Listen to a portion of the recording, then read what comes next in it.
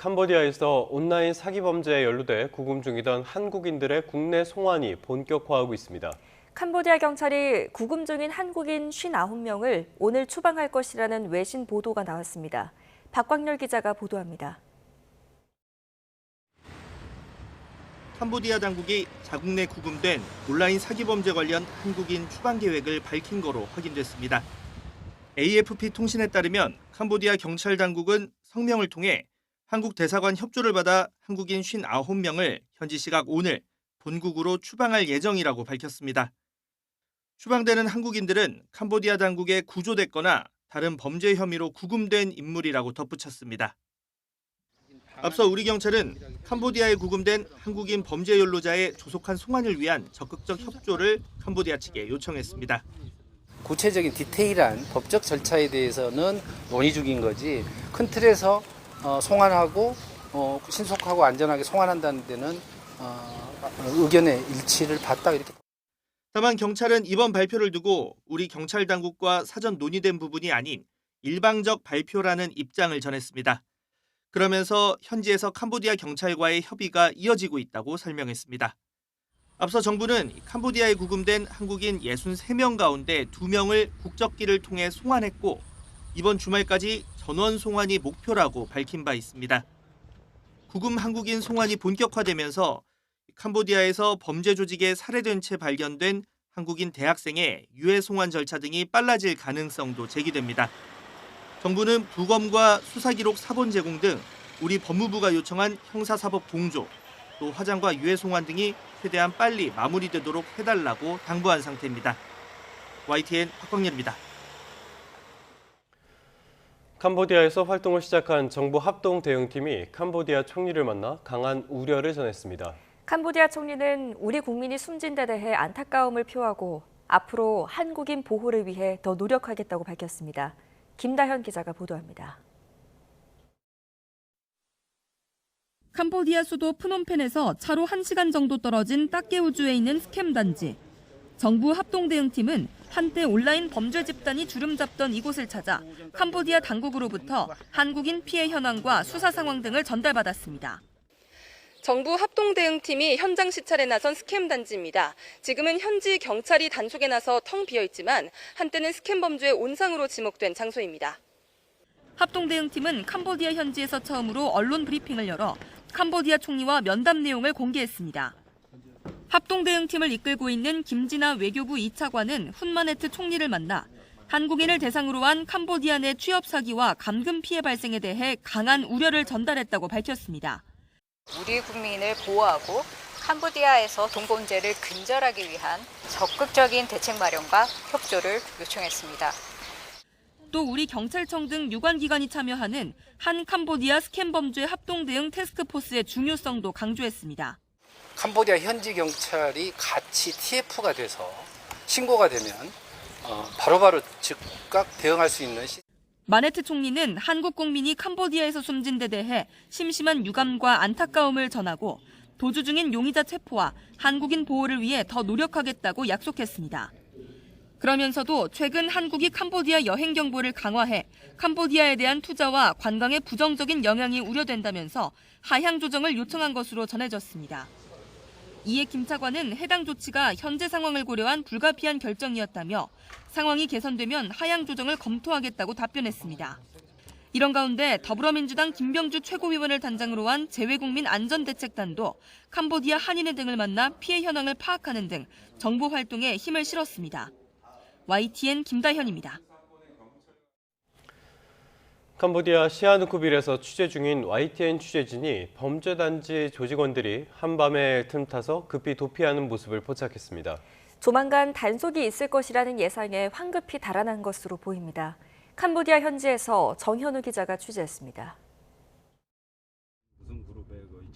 캄보디아 시아누크빌에 있던 YTN 취재진은 범죄단지 이른바 웬치에서 새벽 시간에 갑자기 도피 행렬이 이어진다는 소식을 들었습니다.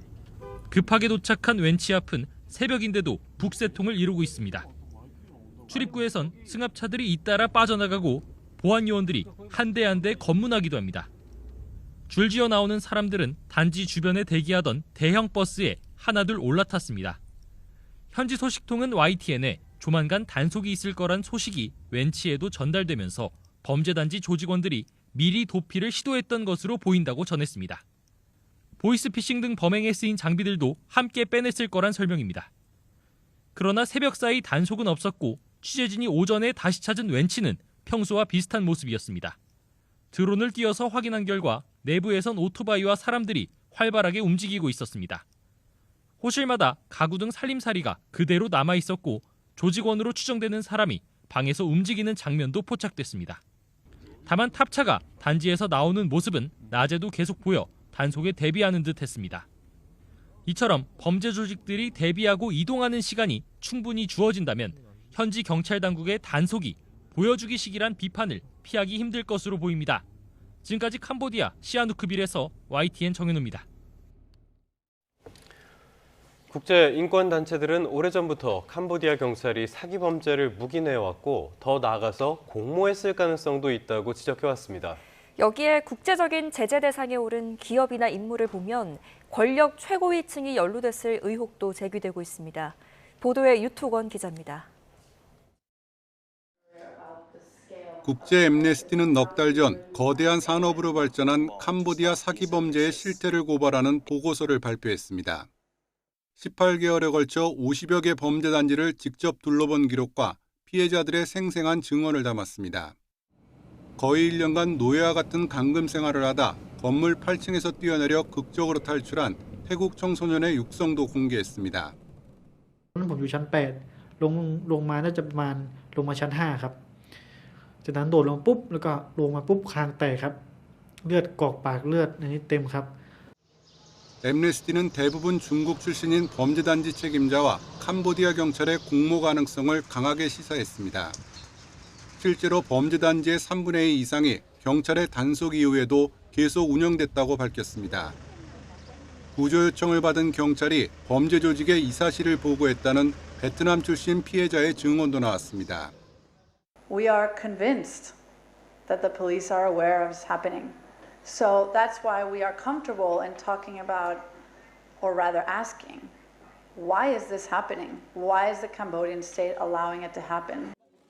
캄보디아에서 40년간 절대 권력을 누리고 있는 훈센 전 총리 일가의 연루 의혹까지 제기되고 있습니다. 미국 재무부는 지난해 말 인신매매와 온라인 사기를 이유로 훈센 전 총리의 최측근 인사가 소유한 회사를 제재했습니다. 지난 14일 미국과 영국이 새로 제재 대상에 올린 프린스 그룹과 후이온 그룹도 훈 마네트 총리와 직간접적으로 인연을 맺고 있는 것으로 알려졌습니다. 지난 7월 태국 경찰은 캄보디아 온라인 사기 수사 결과를 발표하면서 막대한 범죄 수익이 후이온 그룹으로 흘러들어갔다고 밝혔습니다. YTN 유튜관입니다.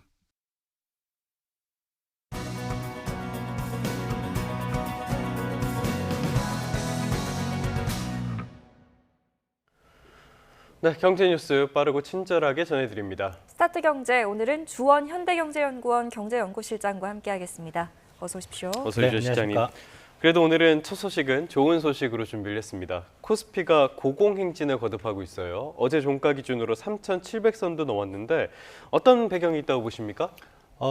가장 큰 거는 이제 반도체 쪽의 업황이 상당히 좋다. AI 랠리 때문에 이게 D램까지 넘어간다는 얘기인데 저는 개인적으로 그 부분은 이해가 잘 안 가는 부분이고 SK 하이닉스 주가가 올라가는 건 그건 당연합니다. 당연한데 네.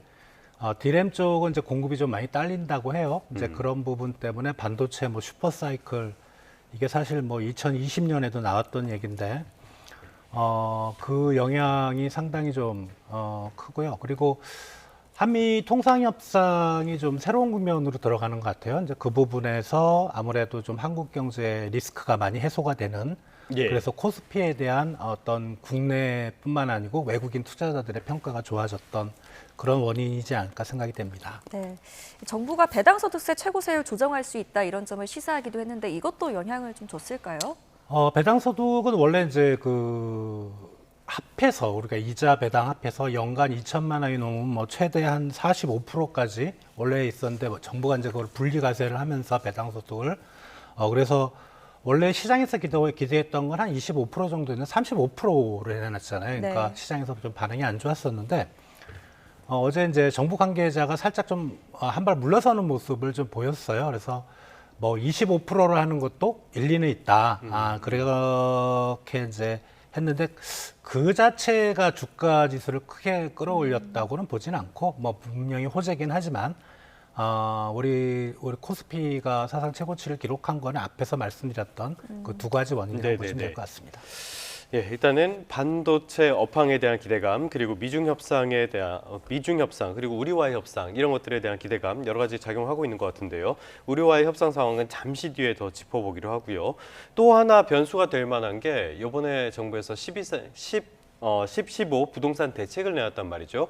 이 부동산 대책을 내놓으면서 아주 강력한 수요 억제 대책을 내놨기 때문에 이런 자금의 흐름이 부동산 시장에서 주식 시장으로 오지 않겠냐 이런 기대감도 있거든요. 어떻게 전망하십니까? 자, 부동산 시장 대책은 이제 지금까지 나왔던 거의 방향은 크게 두 가지 방향이거든요. 하나는 이제 대출을 억제하는 거, 또 하나는 이제 뭐 서울을 중심으로 해서 이제 토지 거래를 규제하는 거, 허가제를 동원해서. 자, 그런데 이제 부동산 시장에서의 머니 무브를 얘기를 하려면 머니 무브가 우리가 상식적으로 볼 때는 현금의 움직임이어야 되거든요. 네. 그러니까 부동산 시장에서 지금 부동산 시장의 거품을 만들어내는 게 대출이라면, 은행으로 받는 대출이라면, 그게 머니무브를 얘기하는 사람들의 주장은 그거죠. 그럼 은행에서 돈 빌려서 주식 투자를 해라. 그럼 말이 안 되는 거죠. 머니무브란 실제로 가게나 기업이 가지고 있는 구매력, 현금 보유량, 그게 이제 주식 시장으로 옮겨가야 되는데, 지금의 상황에서 머니무브까지 지금 얘기하는 건 좀 아닌 것 같다라는 생각이 들고, 그러려면은 실물 경제가 탄탄해지고 가게나 기업이 소득이나 사업에서 멀어드는 이익이 커져야 되거든요. 그런 게 이제 투자처를 찾을 때 뭐 부동산으로 갈 수 있고 주식으로 갈 수 있는 거니까 아직은 머니무브까지 이야기하는 건 좀 먼 이야기다 생각이 됩니다. 알겠습니다. 제가 부동산을 여쭤본 게 이번에 워낙 강력한 대책이 나왔고요. 여기에 대한 관심이 크고 무엇보다 다음 주에 한국은행 금융통화위원회가 있어서 한번 여쭤본 거거든요. 금융통화위원회는 일단은 다음에도 기준금리를 동결할 것이다 라는 전망이 우세한 것 같아요. 역시 부동산 시장이 많이 신경이 쓰이는 걸까요? 부동산 시장 대책은 우리가 보통 그 효과를 확인하려면 한 몇 달 정도의 시간이 걸리잖아요. 뭐 6월 달에 나왔던 거, 근데 요번에 나왔던 게 확인되려면 아마 빨라야 내년 연초, 그 정도로 넘어가니까 그때까지는 부동산 관련이나 뭐 가계부채 지표가 계속 안 좋은 방향으로 금리를 내리지 못하는 그런 통계로 나올 거니까 분명히 그 핑계를 댈 겁니다. 만약에 동결을 한다면 한국은행이. 그러나 연준하고 우리하고 금리 역전돼서 금리 격차 1.75까지 지금 줄었잖아요. 근데 이제 10월 말에 있을 연준 FOMC가 또 금리를 내릴 가능성이 있다. 그 부분을 좀 생각을 하는 것 같아요. 그러니까 우리가 지금 먼저 금통위가 일주일 전에 있는데 우리가 만약에 금리를 인하해버리면 더 폭을 줄이기가 좀 상당히 어렵거든요. 그러니까 외환시장이 또 1,400원대를 넘었기 때문에 실질적으로 내부적인 생각은 연준과의 금리 격차 때문에 동결하지 않을까 생각이 됩니다. 네. 그러면 연내 금리 인하는 없을 것이다라는 전망에 동의하십니까? 그렇게까지 좀 보기는 어렵고, 만약에 이제 요번에 우리가 동결을 하고 연준이 바로 일주일 후에 금리를 내려버리면 1.5까지 줄잖아요. 그 정도면 한 번 정도 더 인하할 여지는 생깁니다. 또 지금 한국 경제 상황이 그렇게 좋은 상황은 아니거든요. 최근에 나온 경제 지표들이 그렇게 썩 좋지는 않기 때문에 뭐 소비나 투자 쪽이 그렇다면 연내 금리 한 번 정도는 내려야 되지 않을까 생각이 됩니다. 알겠습니다. 기준금리도 많이 고심이 깊을 것 같긴 한데요. 예전에 현대경제연구원에서 올해 경쟁 성장률 전망치를 한번 상향 조정한 적이 있지 않습니까? 그 전망은 계속 유지하고 계십니까? 네, 원래 올해 거가 0.7이었는데 1.0으로 상향 조정을 했고요. IMF가 며칠 전에 나온 게 0.9로 올려놨고 대부분 기관들이 0.8, 0.9 정도로 지금 보고 있습니다. 자, 또 이런 가운데 지금 코픽스는 2%대 중반까지 내려왔는데 주담대 금리가 여전히 4%대거든요. 코픽스 내렸는데 주담대 금리는 왜 여전히 고공행진하고 있을까요? 코픽스 금리라는 건 뭐 잘들 아시겠지만 이제 그 민간 시중은행들의 대출 금리의 기준 금리가 되는 이제 그런 금리인데 당연히 이제 최근에 우리 금리 인하도 좀 했고요. 그런 상황에서 금리가 내려갔는데 이게 이제 정부가 그 가계 대출을 억제하는 방안이 이제 크게 두 가지가 있는데 하나는 네. 금리로 기준금리가 내려가면 코피스 금리도 내려가고 그다음에 대출금리도 내려가는. 근데 만약에 기준금리가 내려가면서 코피스 금리가 내려가면 대출이 늘어나겠죠. 네. 예. 그래서 하나의 안전장치를 준 게 총량제. 네. 각 은행들이 대출할 수 있는 상한을 준 거죠. 근데 은행의 입장에서 대출 총량은 딱 정해져 있는데 이제 대출하고자 신청하는 사람들이 막 들어올 거 아니에요. 예. 누구 내주고 누구 안 해줄 수는 없잖아요. 그러니까 방법은 물론 시중금리는 내려가지만 대출금리를 묶어두는 거죠. 그래야 이게 신청하는 게 적어지고. 근데 결국 결론은 뭐냐? 은행은 이제 이익이 어마어마하게 드러나겠죠. 그렇죠. 예. 그런 부분이 부동산 시장과 관련된 가계 대출을 잡는 데는 도움이 될 수 있을지는 모르겠으나 어떻게 보면 시장을 또 왜곡시키는 그런 정책일 수도 있는 거죠. 어떻게 보면은 대출과 금리에 정부가 개입하는 순간 항상 시장은 왜곡되고 부작용이 불거지는 그런 결과들이 이어졌던 것 같습니다. 이번에도 이런 점들은 잘 점검을 해야 될 것 같고요. 자, 앞서서 말씀드렸던 코스피를 올렸던 사안 가운데 우리와 미국의 협상이 급물살을 타고 있다. 이 점도 있거든요. 이 부분 한번 점검해 보고자 합니다. 미국을 방문한 김용범 정책실장이 가장 진지하고 건설적인 분위기다라고 발언을 했는데요. 이번에는 잘 갈 수 있을까요? 일단 에이펙이 있잖아요. 예. 거기서 최소한 뭐 미국과 중국의 정상회담은 모르겠으나 우리 이재명 대통령하고 트럼프 대통령 분명히 만날 것 같거든요. 예. 그전에 뭔가 결과를 내야죠. 예.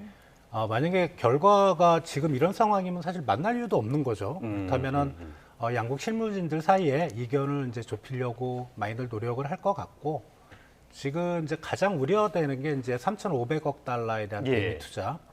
그 부분에 대해서 우리 이제 실무진들이 계속 설득을 하고 있는 것 같아요. 3,500억 달러 빠져나가면 한국 경제 망한다 이런 식으로. 그리고 한국 경제 망하면 3,500억 달러 투자를 받지도 못할 뿐더러 네.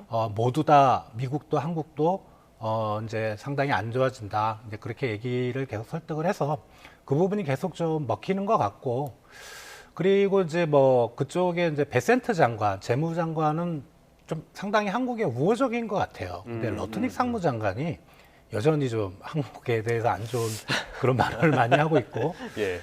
그런 걸 생각을 할 때는 아무튼 베센트 장관이 이제 어떻게 보면 친한파일 수도 있으니까 그쪽으로 계속 우리 장관들이 그쪽 통로를 계속 뚫으려고 하는 걸로 생각이 됩니다. 네.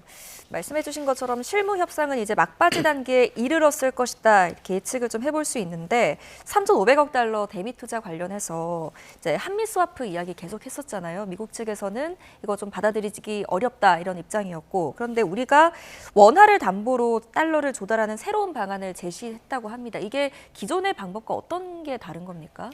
기존에는 한미 통화 수합이라는 거는 중앙은행과 중앙은행의 거래이기 때문에 사실 미국 트럼프 행정부의 권한이 아니고 미국 연준의 권한이거든요. 또 네네.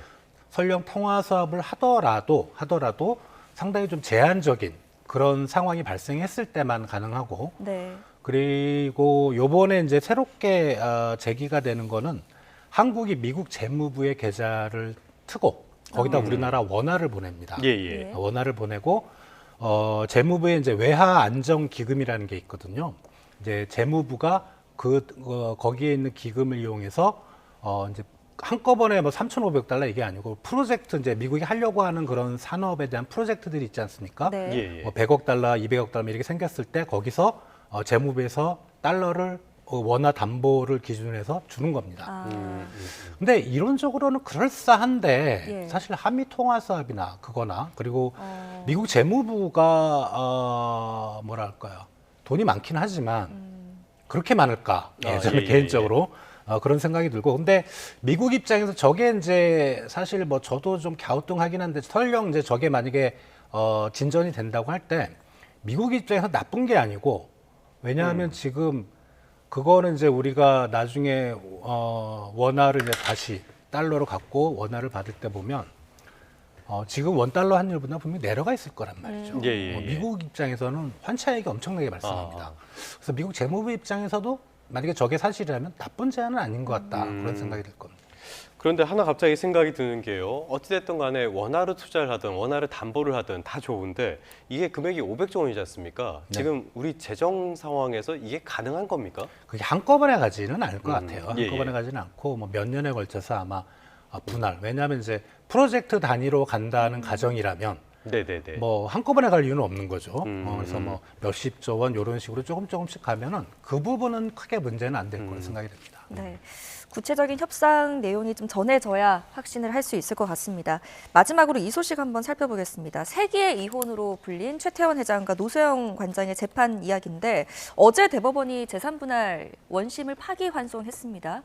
그렇다면 이제 SK 입장에서는 좀 걱정했던 부분들이 해소됐다 이렇게 보면 될까요? 그게 뭐 저도 이게 뭐 지배구조에 대해서 잘 모르는데 일단은 이제 만약에 뭐 1조가 넘는 돈을 만약에 줘야 됐다면은 이제 최태원 회장님도 뭔가 돈을 마련해야 되잖아요. 대출을 받든 뭐 가지고 있는 지분을 처분하든 예. 그렇기 때문에 지배구조에 영향을 미칠 거라고 생각들을 많이 하는데 저는 개인적으로 주식을 담보로 대출을 받는 방안도 있고요. 네. 그리고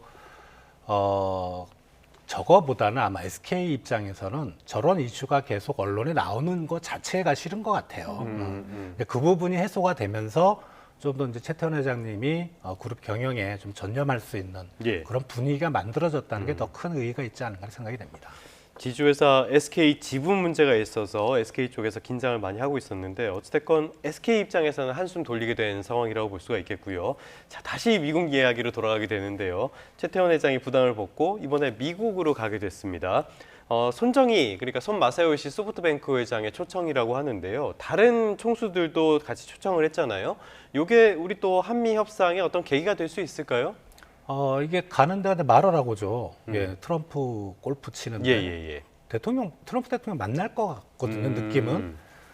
이게 일본하고도 이제 투자가 지금 미국 입장에서 잘 돼가고 있고 한국도 거의 지금 이런 분위기라면은 잘 되고 있는 것 같아요. 예. 그래서 이제 미국에 투자를 할 수 있는 그런 기업들이나 펀딩의 책임자를 불러놓고 뭔가 일본과 한국에 대해서 미국이 좀 우호적인 제스처 그리고 잘 나가고 있다. 최근에 미국이 중국하고 잘 안 되잖아요. 그렇죠. 그러니까 이제 뭔가 또 동아시아 쪽에서 그래도 일본하고 한국은 잘하고 있다. 그런 걸 보여주기 위한 그런 포석이지 않을까 생각이 됩니다. 네, 어떤 대화가 오갈지 미국에서 전해지는 소식이 있으면 저희도 신속하게 전해드리도록 하겠습니다. 오늘 여기까지 듣겠습니다.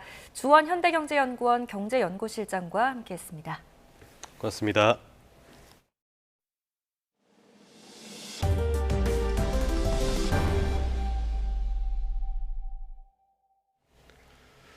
다음 소식입니다. 어제 오전에 유튜브 애플리케이션에 1시간가량 오류가 발생했습니다.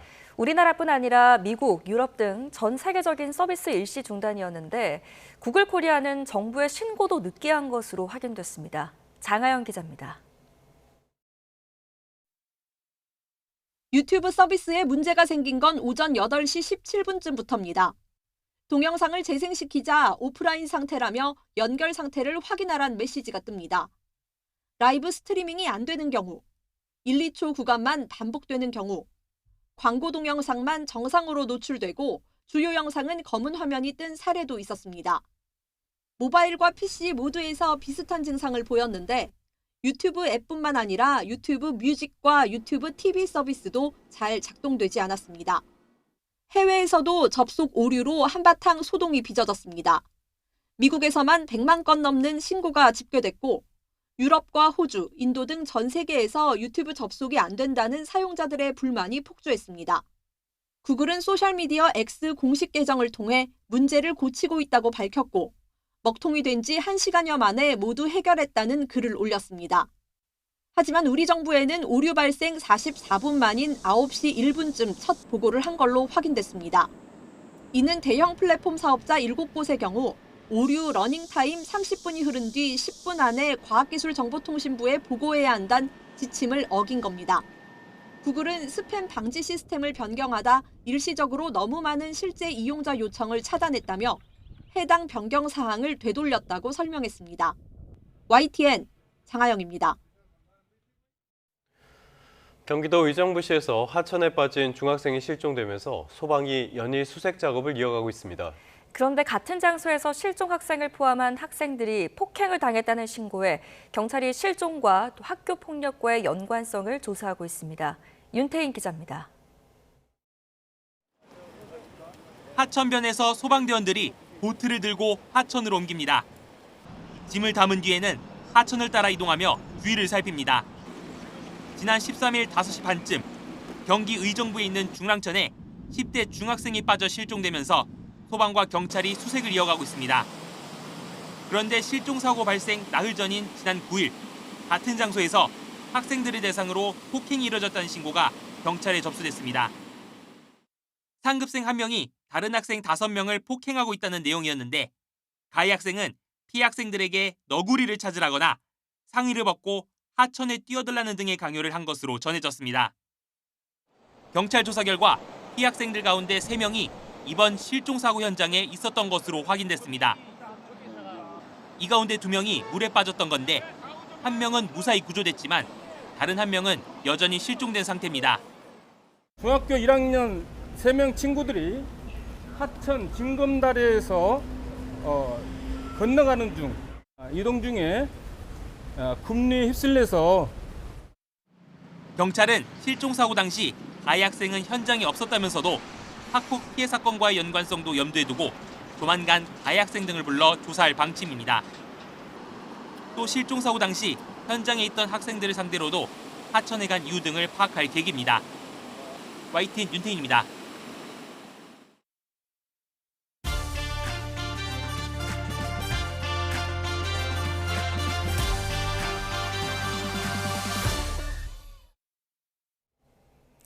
네, 이번 한 주도 연예계에는 다양한 소식들로 가득했습니다. K-팝 데몬 헌터스의 OST 골든을 만들고 또 부른 가수 겸 작곡가 이재 씨는 YTN에 출연해서 세계인을 열광하게 만든 곡의 비하인드를 밝혔는데요. 또 지난달 별세한 코미디언 고 전유성 씨를 비롯해 배우 김혜숙, 이병헌, 가수 지드래곤 등은 문화훈장을 받게 돼서 화제를 모았다고 합니다. 한 주간의 연예계 소식, 오늘은 YTN 스타 강내리 기자와 함께하겠습니다. 어서 오세요. 안녕하세요.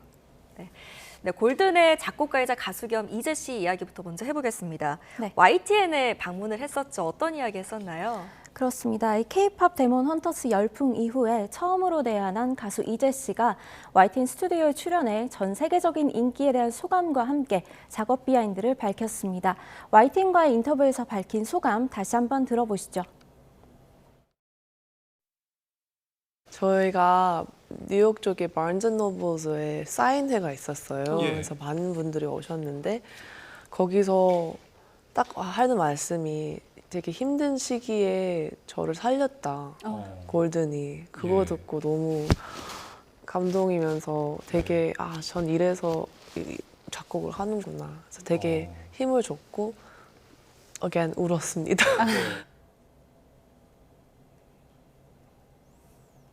네, 또 곡 작업에 얽힌 비하인드를 묻는 질문에는 미국 뉴욕에 있는 작업실에서 녹음을 할 때 키가 큰 남성이 자기 쪽으로 걸어오는 모습을 봤는데 그날 음악 감독이 놀랄 정도로 노래가 정말 잘 나왔다고도 밝혔습니다. K-팝 데몬 헌터스는 K-팝 걸그룹 헌터릭스가 악령으로 이뤄진 보이그룹 사자보이즈를 물리치고 음악으로 세상을 보호한다는 내용을 담고 있는데요. 이 묘하게 줄거리를 떠올리게 하는 에피소드여서 놀라움을 안겼습니다. 네, 강내리 기자는 YTN에 방문했을 때 이재 씨를 직접 만났었나요? 그날은 외부 취재하고 있었지만 네. 방송으로 확인했습니다. 네, 저도 시간만 맞았으면 사인을 좀 받고 싶었는데 네. 아쉽습니다. 자, YTN 말고도 한국에서 여러 가지 다른 일정들을 소화하는 모습을 보였는데 한 인터뷰를 보니까 이재 씨가 그래미 어워즈 수상에 대한 기대감을 내비쳤더라고요. 네, 맞습니다. 이재 씨가 작곡하고 또 부른 곡 골든이 그래미 어워즈 올해의 레코드와 올해의 노래 부문에 출품이 됐는데요. 이재 씨는 계속 작곡가로서 성장하고 싶다면서 아시아인으로서 최초로 그래미 작곡상 수상자가 되고 싶다는 꿈을 밝히기도 했습니다. 이 K-팝 데몬 헌터스가 굉장히 큰 인기를 끌면서 2편을 기다리는 전 세계 팬들의 바람이 이어지고 있는데요. 그 전에 이재 씨의 싱글 앨범이 나올 예정이어서 팬들에게 더 반가운 소식이 될 것으로 보입니다. 24일에 나오는 이재 씨의 신곡은 발라드 장르의 곡으로 알려졌는데요. 시원한 고음이 포인트인 골든과는 또 다른 매력의 곡이 될 것으로 보입니다. 네, 인터뷰 내용을 보니까 말이 시가 된다고 해서 어딜 가든 나 그 상 받고 싶다, 받을 수 있다 이렇게 네. 말을 한다고 하던데 꼭 좋은 소식이 들려오기를 바랍니다. 네. 자, 다음은 고 전유성 씨의 훈장수훈 소식인데 문화 훈장을 받게 됐다고요? 네, 맞습니다. 지난달 25일에 별세한 코미디언 고 전유성 씨가 옥관문화훈장을 받게 됐습니다. 이 문화체육관광부는 23일 열리는 대한민국 대중문화예술상 시상식에서 총 31명이 문화훈장과 표창을 받는다고 밝혔습니다. 16회를 맞은 대중문화예술상은 대중문화예술인의 사회적 위상과 창작 의욕을 높이고 대중문화예술 산업 발전에 이바지한 공을 기리고자 마련된 최고 권위의 정부 포상입니다. 문화훈장은 총 6명이 받는데요. 고 전유성 씨와 함께 성우 배한성 씨, 가수 지드래곤이 옥관문화훈장을 받습니다. 또 은관문화훈장은 배우 김혜숙 씨가, 보관문화훈장은 배우 이병헌 씨와 정동환 씨가 받게 됩니다. 네. 다음 소식을 좀 살펴보면 연예인들이 야구 시타 시구 참 많이들 하잖아요. 네. 그런데 배우 최현욱 씨가 최근에 시구에 나섰다가 논란에 휩싸였다는 소식이 전해졌습니다. 어린이 시타자를 향해서 강속구로 공을 던져서 논란이 됐다고요? 네, 맞습니다. 최현욱 씨가 지난 9일에 SSG 랜더스와 삼성 라이온스 경기에 시구자로 나섰는데요. 이날 시타는 말씀하신 것처럼 어린이 팬이 맡았는데 최현욱 씨가 던진 강속구가 시타자의 머리 위로 빠르게 향하면서 아찔한 상황이 펼쳐졌습니다. 특히 최현욱 씨는 연예계에 데뷔하기 전에 고등학교 1학년 때까지 포수로 활동한 야구선수 출신이기도 하기 때문에 지켜보는 팬들이 더 놀랄 수밖에 없었는데요. 야구 팬들 사이에서 비판이 나오자 최현욱 씨는 팬 소통 플랫폼을 통해서 떨려서 야구공이 손에서 빠졌다고 해명을 하면서 정말 죄송하다고 사과했습니다. 하지만 비판을 잦아들지 않았고 결국 최현욱 씨는 구단을 통해서 이 보호자 측에게 사과 편지를 전달했습니다. 또 소속사를 통해서 예기치 못한 상황으로 놀라셨을 시타자분과 보호자께 진심으로 사과드린다라고 공식 사과했습니다. 네, 어린이는 다치지는 않은 거죠? 네, 그런 것 같습니다. 많이 놀라기는 했겠네요. 네. 자, 마지막으로 결혼 9년 만에 이혼이 알려진 배우 정성일 씨 소식인데 강내리 기자가 이 소식을 단독 취재했었죠. 비하인드가 있었나요? 네, 맞습니다. 그 배우 정성일 씨가 최근 비연예인 아내와 이혼을 했는데요. 2016년에 결혼한 두 사람은 오랜 숙고 끝에 이혼을 결정을 했고 모든 절차는 또 원만하게 마무리를 했습니다. 개인사는 사실 민감한 사안이라 저 또한 그 긴 시간의 취재와 최측근을 통한 철저한 그 확인 절차를 거쳐서 보도할 수가 있었습니다. 네. 정성일 씨는 과거 방송에서 아내와의 러브 스토리를 밝혀서 화제가 되기도 했었고요. 또 넷플릭스 시리즈 더 글로리에서 인지도를 높인 이후에 현재까지 왕성하게 활동하고 있는 배우이기 때문에 또 이 소식이 더 높은 관심을 받았습니다. 소속사는 귀책 사유가 아닌 서로 간의 원만한 합의에 따라 이뤄진 결정이라면서 추측성 보도는 자제해달라고 당부했습니다. 이렇게 개인적인 이슈로 화제가 됐지만 이와 별개로 정성일 씨는 또 꾸준히 활동을 이어갈 계획입니다. 복귀작은 배우 현빈, 정우성 씨 등과 함께한 디즈니 플러스 시리즈 메이드 인 코리아가 될 것으로 보입니다. 네, 사적인 부분과 공적인 부분은 당연히 구분이 돼야 하니까요. 개인의 삶에는 변화가 생겼겠지만 또 앞으로 배우로서는 꾸준히 사랑받기를 바랍니다. 네. 여기까지 듣겠습니다. 지금까지 YTN 스타 강내리 기자와 함께했습니다. 잘 들었습니다. 감사합니다.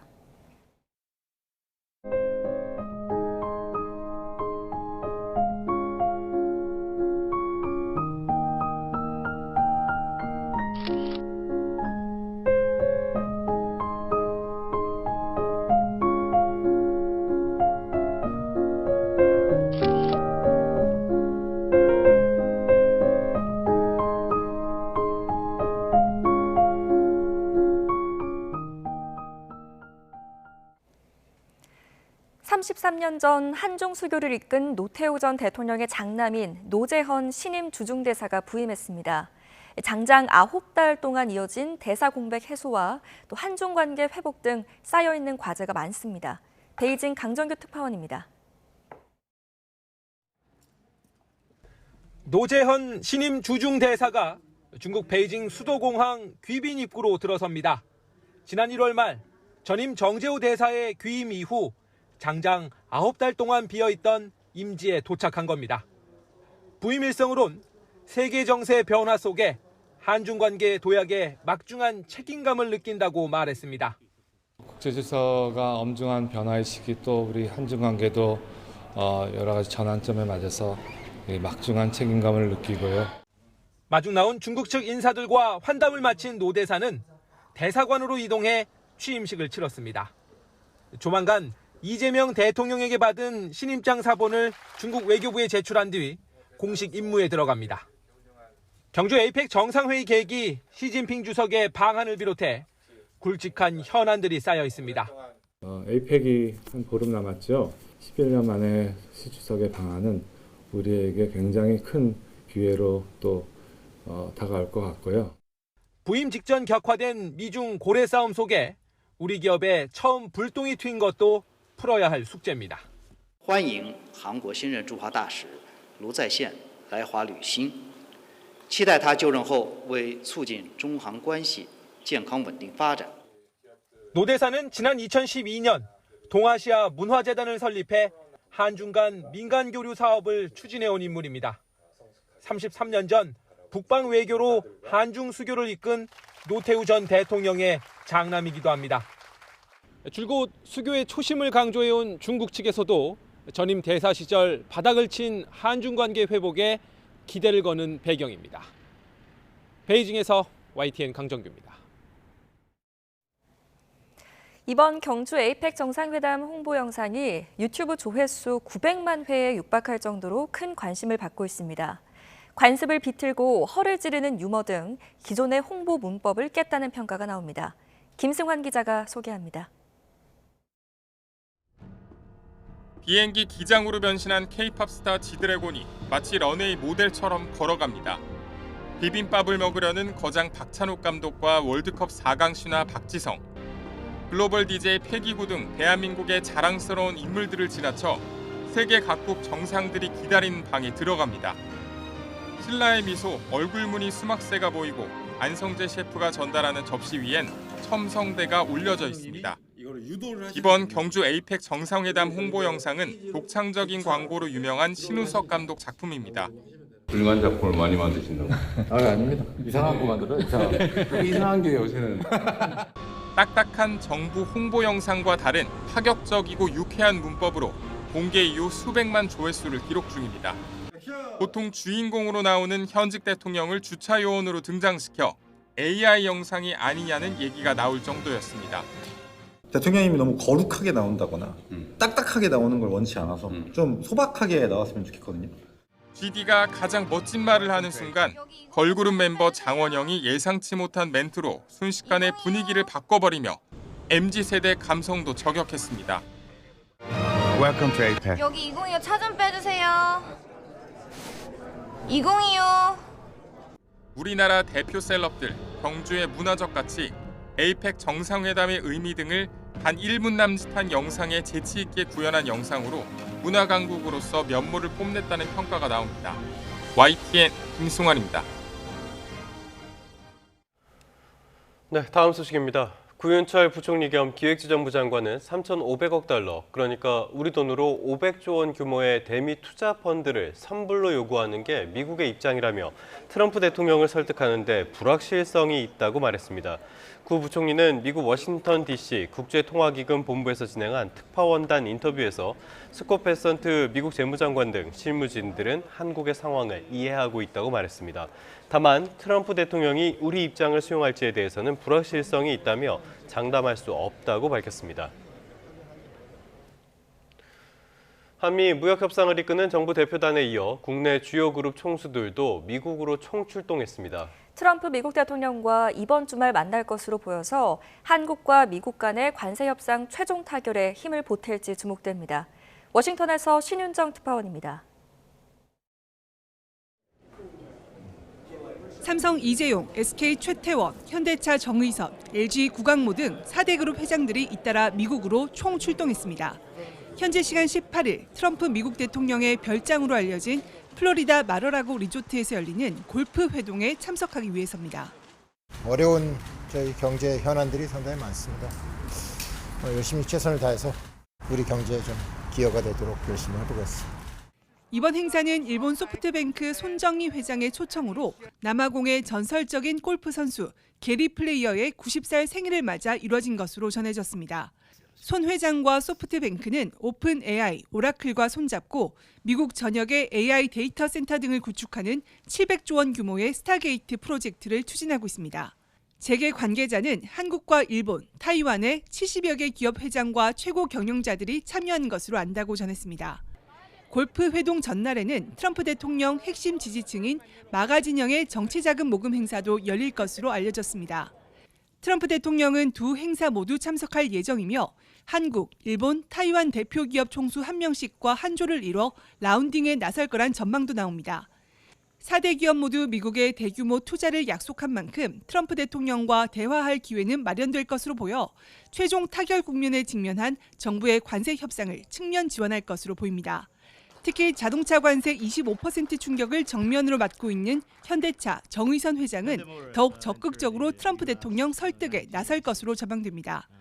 여기에 한미 조선협력 프로젝트인 마스가의 주축인 한화그룹 김동관 부회장도 곧 합류해 힘을 보탤 예정입니다. 관세 협상이 타결됐던 지난 7월 말에 이어 2달 반 만에 주요 기업 총수들이 미국에 다시 모이면서 이번 주말까지가 협상 최종 타결의 중대 분수령이 될 전망입니다. 워싱턴에서 YTN 신윤정입니다. 응급환자 치료는 보통 사고 발생 뒤에 1시간을 골든 아워라고 부릅니다. 생사의 갈림길에 선 환자의 골든 아워를 지키기 위해 응급 의료 현장에 인공지능 도입이 추진되고 있습니다. 이성규 기자입니다. 교통사고나 추락사고가 발생하면 1분 1초가 환자의 생명과 직결됩니다. 하지만 응급의료 현장은 한정된 의료 인력과 시간으로 신속한 진단과 치료에 한계가 있습니다. 이런 한계를 극복하기 위해 응급의료 단계별로 인공지능 도입 프로젝트가 추진되고 있습니다. 우선 구급대원이 의료진에게 보고하는 음성 정보를 분석해 환자의 상태를 알려주는 인공지능 솔루션이 개발 중입니다. 저희가 음성인식은 바로 통화가 끝난 다음에 결과가 떨어지고 그 기반으로 30초 이내에 분석을 해서 의료진 선생님들에 전달을 하기 때문에 병원 진료 단계에서는 인공지능으로 폐의 손상 부위를 찾아내고 출혈량까지 측정하는 기술이 개발되고 있습니다. 기흉 영역과 폐 영역 그리고 혈육 영역이 색깔로서 이제 구별이 된 모습이고 이를 3D로 만들었을 때 이런 식으로 이제 색으로 좀 더 명확하게 구별이 되는 모습을 확인하실 수가 있고 응급치료에서 환자의 상태와 치료 상황을 기록하는 간호기록 업무도 인공지능의 도움을 받으면 시간을 대폭 줄일 수 있습니다. 개발사들은 인공지능의 성능을 높이기 위해 의료진과 정기적으로 소통하고 의료 데이터도 축적해 인공지능을 학습시키고 있습니다. 여기에 이런 앞선 기술들이 접목이 된다면 더 빠른 시간 안에 더 좋은 결과들을 낼 수 있을 것 같습니다. 또 실제 외상센터에서 인공지능 기술의 실용성과 안정성도 검증할 계획입니다. YTN 사이언스 이성규입니다.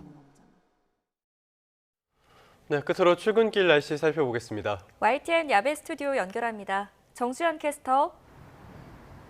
네, 정수현입니다. 네, 이제 아침 공기가 제법 서늘한데요. 오늘 낮에는 어떻습니까? 네, 현재 서울은 16도를 밑도는 가운데 아침 공기는 어제보다 조금 더 차갑습니다. 다만 낮 동안은 가을 햇살이 비추면서 온화한 가을 날씨가 이어지겠고요. 낮 동안은 반짝 가을날을 즐기기 좋겠습니다. 네, 낮에는 완연한 가을이지만 오늘 밤에 또 비 소식이 있다고요? 네, 이렇게 온화한 가을 날씨가 계속되면 좋겠지만 오늘 밤부터는 전국에 추위를 부르는 비가 내리겠습니다. 비가 그치고 나면 주말에는 찬바람이 강해지면서 마치 초겨울 같은 추위가 찾아오겠습니다. 갑작스러운 기온 변화에 체감 추위는 더 심할 수 있으니까요. 건강관리에 각별히 주의해 주셔야겠습니다. 비는 오늘 밤 전국으로 내리기 시작하겠습니다. 예상되는 비의 양은 영동이 최대 70mm로 가을비치고 많은 양의 비가 내리겠고요. 그 밖의 지역은 최대 40에서 50mm가 되겠습니다. 특히 내일 새벽부터 아침 사이 충남과 호남에는 강한 비가 집중될 수 있겠습니다. 비는 내일 오전이면 대부분 그치겠지만 일부 동해안 지역은 모레까지 이어지겠습니다. 자세한 지역별 현재 기온입니다. 현재 기온은 서울이 15.7도, 대전 15.6도로 서늘하게 출발하고 있습니다. 한낮에는 예년 기온을 3, 4도가량 웃돌며 온화하겠습니다. 서울과 대전 24도, 전주 26도가 예상됩니다. 휴일부터는 찬바람이 불면서 이른 추위가 찾아오겠습니다. 다음 주 월요일에는 서울 아침 기온이 5도까지 떨어지면서 올해 가을 들어서 가장 추운 날씨가 찾아오겠습니다. 따라서 일부 내륙에는 서리가 내리고 강원 북부 산간에는 첫눈이 내릴 가능성도 있겠습니다. 급격한 기온 변화에 건강 잘 챙기셔야겠습니다. 동해안과 제주 해안에서는 당분간 너울성 파도가 높게 밀려들겠습니다. 높은 물결이 해안도로나 방파제를 넘을 수 있으니까요. 해안가에서는 안전사고에 유의하시기 바랍니다. 지금까지 YTN 정수현입니다. 네, 10월 17일 YTN 뉴스타트 모두 마무리하겠습니다. 오늘 아침도 저희와 함께해 주셔서 고맙습니다.